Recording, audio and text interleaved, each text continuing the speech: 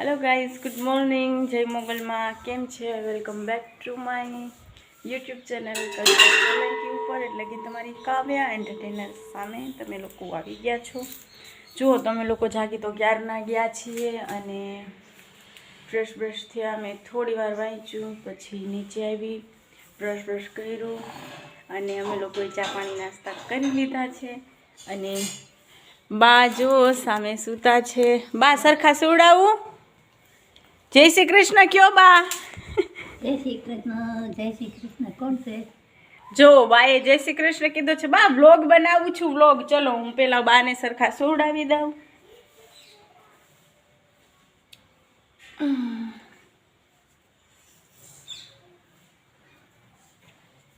बा खाटले पड्या गई कई वांधो नहीं। पग सीधा कर दो बा, पग सीधा करी दो। न थाय आम ज पलकू भरी हूँ आम ज रेवा दे। એટલે સુધી છે હા કોણ પગાર કોણ?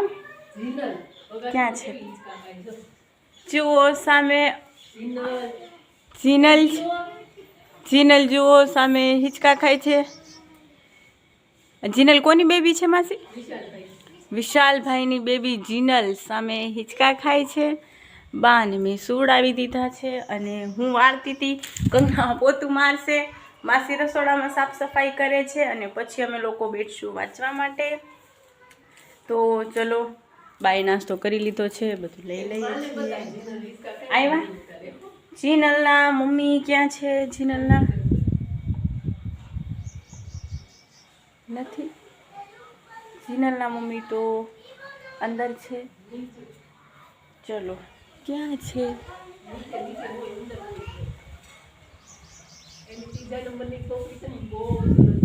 પછી જશે। અચ્છા, જીનલની નાની બેન નીતિ, જીનલની નાની બેન નીતિ જે છે બહુ ક્યુટ છે એવું માસી કહે છે। આપણે લોકો જાશું એની આગળ અને એને પાણી વીખવાનો બહુ જાજો શોખ છે। તો ચલો, ફિલહાલ તો આપણે હલો રૂમ વાળી નાખ્યો છે, અવસરી મેં વાળી નાખી છે અને હવે હું વાળીશ બીજો। અહીંયા પ્રથા છે કંગનાના ગામમાં, કાકેડીમાં, કે રૂમ અને એવું બધું વાળવાનું જે હોય એ મોરપીંછની સાવરણીથી જ વાળવાનું। અને કંગના જુઓ ઢાળિયું વાળે છે, તમે કંગનાને જોઈ શકો છો। સાવરણો એણે મોઢા આગળ કરી દીધો છે જેથી કરીને તમે લોકો એને ન જોઈ શકો। કંઈ વાંધો નહીં, કેમેરો મારા તરફ છે કંગના, લઈ લો હવે। ચલો, તો હવે આપણે રૂમ ને બધું વાળી નાખીએ અને જોઈ લ્યો કંગના વાળે છે। જો કે મેં તમને પહેલાં બતાવી તો દીધી જ વાળવા મંડપે। એ જ વ્લોગ મૂકાશે, જા તારે જે થાય ને। ચલો, કંગના પાસે ડાળી વાળે છે ને હું રૂમ ને બધું વાળી નાખું અને આપણે મળીએ છીએ પછી। ત્યાં સુધી તમારા લોકોને પણ ચા નાસ્તો કરવાનો બાકી હોય તો કરી લ્યો। જય મોગલમાં। તો ચલો, અમે પાછા આવી ગયા છીએ, હવે અમે વાંચવા બેસીશું। એ બધા બેઠા હતા વાત કીધું જુઓ બા વાત કરે છે, સાંભળો। 50 વાગે જતા હતા, ખાસ કરો દેખાડી થઈ ગઈ પેરાલિસિસના અટેકને 3 વર્ષ થયા ને। તમે લોકો વિચારતા હશો કે બા બેડ રેસ્ટ કેમ છે? તો બાને 3 વર્ષ પહેલાં પેરાલિસિસનો અટેક આવેલો છે, એટલા માટે બા બેડ રેસ્ટ છે। એના 2 પગ અને 1 હાથ ખોટો છે, બેસી અને ખાઈ પી શકે છે, બટ બાકીના બધા કામકાજ જે છે કંગના અને માસી એમની સેવા કરે છે। તો ગાઈઝ, બા માટે પ્રાર્થના કરજો કે બાને કંઈ વાંધો ન આવે। અને હવે આપણે મળીએ છીએ પછી। જય મોગલમાં। અમે આવ્યા છીએ નીતિને મળવા માટે। આપણે ખાલી નીતિનો જ વિડીયો ઉતારશું। નીતુ નીતુ એને બધી ખબર પડે નીતુ આમ જો દીદી ક્યાં છે? Cute baby Neetu. આ છે કંગનાના ભાભીની બેબી નીતુ। નાની ઘોડી છે ઘરે। ચલો ગાઈસ, તો અમે આવ્યા હતા નીતિને મળવા અને હવે અમે જાશું એના ઘરે અને બેસશું પાછા વાંચવા માટે। ચલો, મળીએ છીએ પછી। જય મોગલમાં। કેમ છો બધા? મજામાં? તો અત્યારે 1:15 થયા છે અને જો અમે જમવા બેઠા હતા, જો કે જમવાનું પૂરું થવા આવ્યું પણ મને એમ થયું કે હું તમને લોકોને મળી। ગાઈસ જુઓ, ભલે આવતું, કંગનાએ બનાવ્યું છે ચીકુનું જ્યુસ, તો અમે લોકો પીએ છીએ ચીકુનો જ્યુસ। આ મારું છે, ગમે લઈ।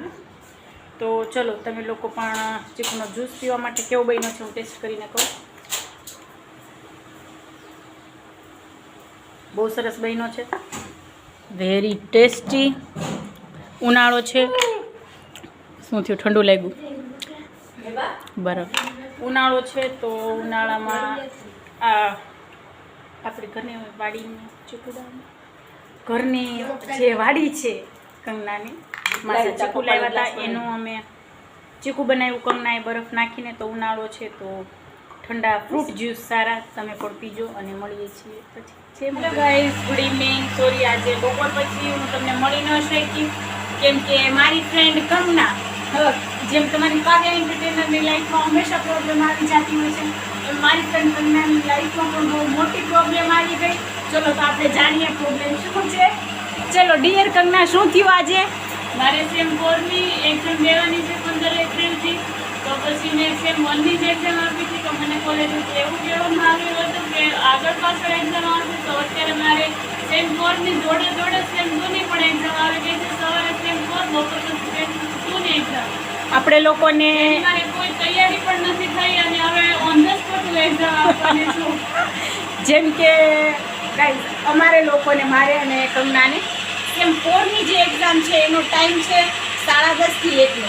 અને કોલેજેથી કંગનાને એવું કહેવામાં આવ્યું કે તમારે લોકોને સેમ 2 ની જે એક્ઝામ છે, કંગનાએ સારસરી હતી તો સેમ 2 ની એક્ઝામ નહોતી આપી, તો પોસ્ટપોન રહી હતી. તો એ હવે એણે પાછું રનિંગ કર્યું છે. તો એમાં થયું એવું કે કંગનાએ સેમ 2 ની એક્ઝામ જે ફોર્મ ભર્યું છે કોલેજેથી એવું કીધું કે અત્યારે તમે સેમ 4 ની આરામથી એક્ઝામ આપી દો અને સેમ 2 ની જે એક્ઝામ છે એ પછી આવશે. તો મારી ફ્રેન્ડ બિચારી કંગનાને કંઈ જ ખબર નહોતી સેમ 4 ની. ઈ અને હું અમે બંને સેમ 4 ની તૈયારીમાં પડ્યા અને હવે થયું એવું બંધ થઈ ગયું છે. અચ્છા ઠીક, સોરી. તો આપણે કન્ટિન્યુ કરીએ. અમે લોકોએ સેમ 4 ની તૈયારી અમે કરતા હતા અને આજે કંગના જે કૌશિક પટેલ કરીને જે પરિપત્ર અમારી સૌરાષ્ટ્ર યુનિવર્સિટીના બહાર પાડે છે, કંગનાએ જોયું અને પછી કંગનાને ખબર પડી કે અમારે સેમ 4 સાથે સાથે સેમ 2 ની પણ એક્ઝામ છે. પછીની જે કંગનાએ ધબાધબી બોલાવી છે, બધાને કોલ કર્યા, જાણ્યું, હોલ ટિકિટ આવી અને એ વાત સાચી નીકળી.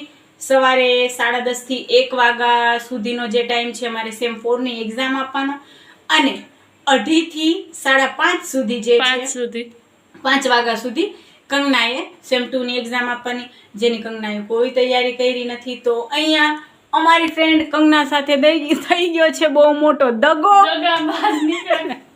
ને કહેવાય છે ને, દગો કોઈનો સગો નથી. તો કાલે અમે લોકો કોલેજે જવાના છીએ, ત્યારે મેં કંગનાને કીધું છે કોલેજે વાત કરે કે ભાઈ આમ ન ચાલે, કેમ કે એક દિવસનું એક પેપર આપવું પણ એટલું બધું દૂર અપડાઉન કરીને બહુ ડિફિકલ્ટ થઈ જાય. એમાંથી કોઈ તૈયારી વગર ઓન ધ સ્પોટ બે એક્ઝામ આપવી કંઈ ઇઝી નથી, તમને બધાને ખબર છે.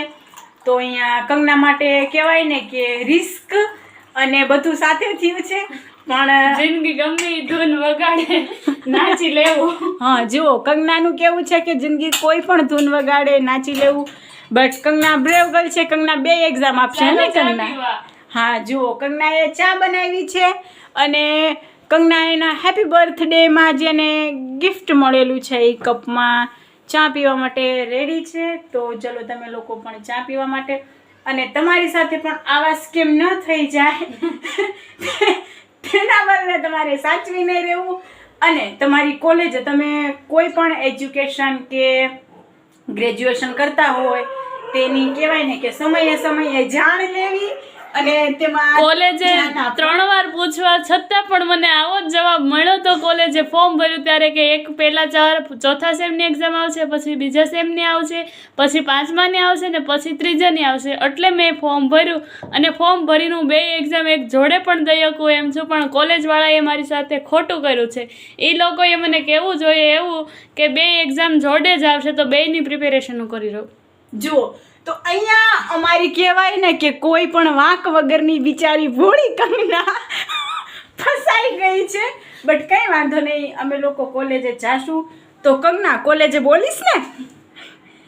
બોલવાનું તો હોય જ ને, થોડુંક તો કેવું જ જોશે કે તમે લોકો આ ખોટું કર્યું, આ તો હું કરી શકું છું. મારી જગ્યાએ બીજું કોઈ હોય 70 કિલોમીટર હું અપડાઉન કરીને એક્ઝામ દેવા પણ જવાની છું. તો હું કઈ રીતે બધું મેનેજ કરીશ ઈ તો હવે મારું રામ જાણે.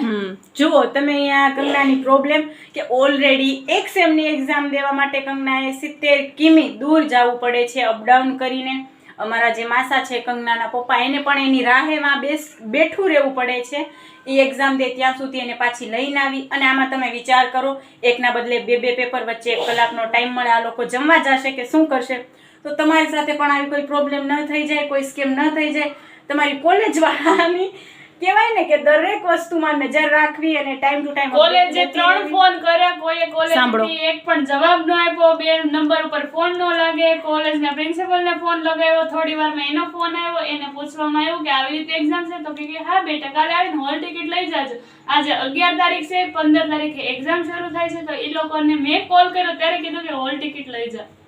જુઓ કોઈ પણ કહેવાય ને કે યુનિવર્સિટીએ ઓછામાં ઓછા 15-20 દિવસ પહેલા હોલ ટિકિટ આવી ગઈ હોય છે અને કંઈ નહીં તો વીક પહેલા તો ગ્રુપમાં કે કોન્ટેક્ટ કરીને સ્ટુડન્ટને જાણ કરી દેવામાં આવે કે ભાઈ તમે તમારી હોલ ટિકિટ લઈ જાઓ. પણ અમને લોકોને જો કે મારે જે છે બાઢડા કોલેજ લાગવું પડે છે, ભલે ત્યાં પણ આવું થોડુંક છે પણ એટલું બધું નથી. હું જ્યારે 9 તારીખે ઇન્ટરનલ એક્ઝામ આપવા ગઈ ત્યારે હું હોલ ટિકિટ લઈને આવી ગઈ છું અને 15એ અમારે એક્ઝામ છે, ફાઇનલ એક્ઝામ. અને કંગના અમારી જે રાજુલાની કોલેજ છે વાંથી નથી કોઈ મેસેજ ગ્રુપમાં આવ્યો કે નથી કોઈ કોલ આવ્યો. અને જ્યારે પૂછવા માટે કન્ફર્મ કરવા માટે કોલ કર્યો કે ભાઈ 15 તારીખે સેમ 2 ની પણ એક્ઝામ બતાવે છે, વાત સાચી છે? તો ત્યાંના પ્રિન્સિપલ મિસ રીટાબેન જે છે એ કહે છે કે હા ભાઈ આ વાત સાચી છે અને કાલે તમે આવજો અને 2 સેમની હોલ ટિકિટ લઈ જાજો. હવે વિચાર કરો કંગના શું કરશે? બટ કંગના બ્રેવ ગર્લ છે, કંગના તો 2 એક્ઝામ આપી દેશે. તમારી સાથે પણ આવો સ્કેમ અને આવી રીતે ન થાય તેનું ધ્યાન રાખવું. અને હવે અમે પીશું ચા, મળીએ છીએ પછી.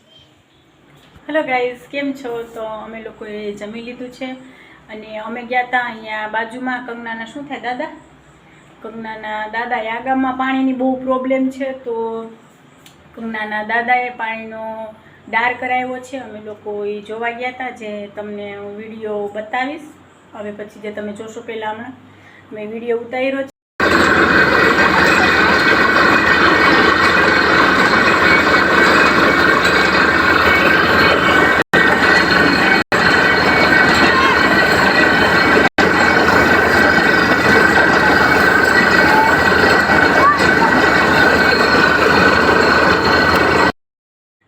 ઉતાર્યો છે જ્યાં પાણી હતું નહીં અને ડાર કરાવ્યો છે. માણસો બધા બહુ ખુશ છે કેમ કે જ્યાં પાણીની અછત હોય ત્યાં પાણીની વ્યવસ્થા થવી એટલે ખુશીનો માહોલ બનવો તો જરૂરી છે.